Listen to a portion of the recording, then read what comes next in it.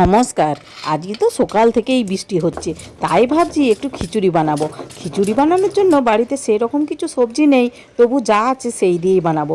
এখানে আমি আদা রসুন আর একটা তেজপাতা বেটে নিলাম। আমার শাশুড়ি মা সব তরকারিতে একটা করে তেজপাতা বেটে দিত।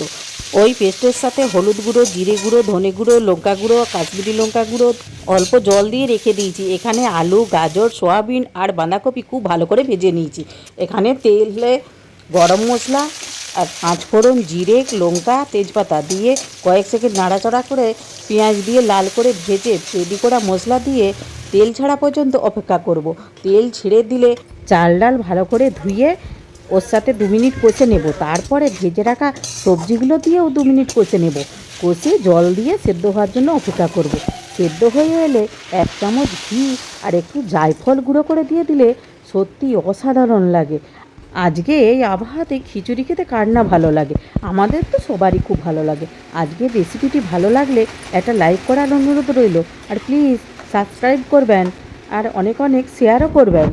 ফেসবুক থেকে দেখলে আমার চ্যানেলটিকে ফলো করবেন। চলুন ওদের বাবাকে খেতে দিয়ে দেবো, একটা থালা সাজিয়ে নিই। আমি যেইভাবে খিচুড়ি বানিয়েছি আরেকবার হলেও বানাবেন, আর যদি বানান আমাকে কমেন্ট করে জানাতে ভুলবেন না কিন্তু। আবার দেখা হবে নতুন কিছু রেসিপির ভিডিও নিয়ে। আপনারা ভালো থাকবেন। এবার তাহলে আসি।